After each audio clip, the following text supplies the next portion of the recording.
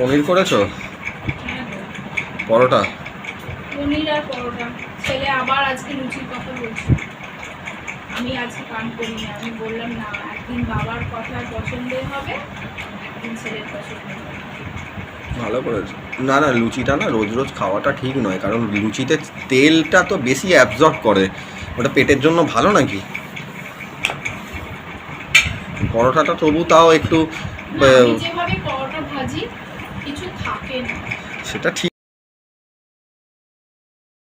ঠিক আছে, ওই জন্যই তো পরোটাটা খাই। অ্যাকচুয়ালি পরোটাটা খাওয়া শুরু হলো কিন্তু আমার ওই হ্যাঁ জন্ডিসের পর থেকে, ওই সময়টা পুরো একদমে বারণ হলো খাওয়া। পনির, এখানে একটু সুজি তোমার মাসি পাঠিয়ে দিয়েছে, আর আমাদের মিষ্টি এনেছে।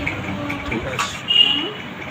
দেখো পনিরটা খেয়ে আমাকে বলো কেমন। মা বললো মৌকে বলবি পনিরটা প্রচণ্ড ভালো হয়েছে, তরকারিটা খুব সুন্দর হয়েছে, যদি থাকে আমার জন্য একটু রেখে দিতে। হ্যাঁ না ঠিক আছে। খেয়ে দেখো। আচ্ছা, আমাকে দেখবো বাবা। তুই আমাকে দেখবি?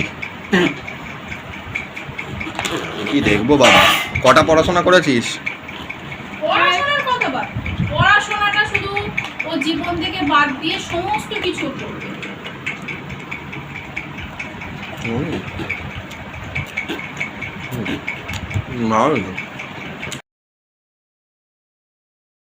কিচ্ছু নাথিং, কোনো মশলাই নেই, যা নর্মাল যা মশলা জিরে গুঁড়ো ধনে গুঁড়ো দিয়ে একটু যা হোক কিছু করে দিচ্ছি। ভালোই হয়েছে। ভালো হয়েছে, আমার খেতে ভালো লাগে। পুরীর তরকারি আমার হ্যাঁ, জন্য ভালো একটু হয়েছে। রেখে দেবে। হ্যাঁ, কি হয়েছে? পুরীর তরকারি আমার জন্য একটু রেখে দেবে।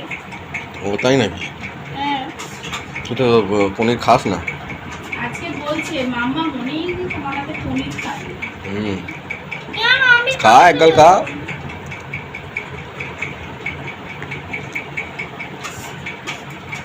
তাও কোনো ভালো হয়েছে? তো দিইনি, কিচ্ছু দিইনি, আমি যেভাবে করি ভালো হয়েছে।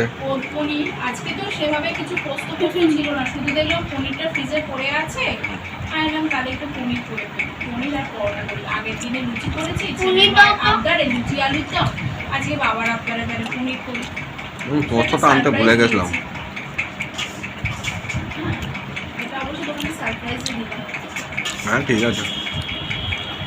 তো বন্ধুরা, আমার ব্লগটা যদি তোমাদের ভালো লেগে থাকে, তাহলে আমার ইউটিউব চ্যানেল ব্লগ উইথ মৌমিতাকে একটা সাবস্ক্রাইব করে দিও, লাইক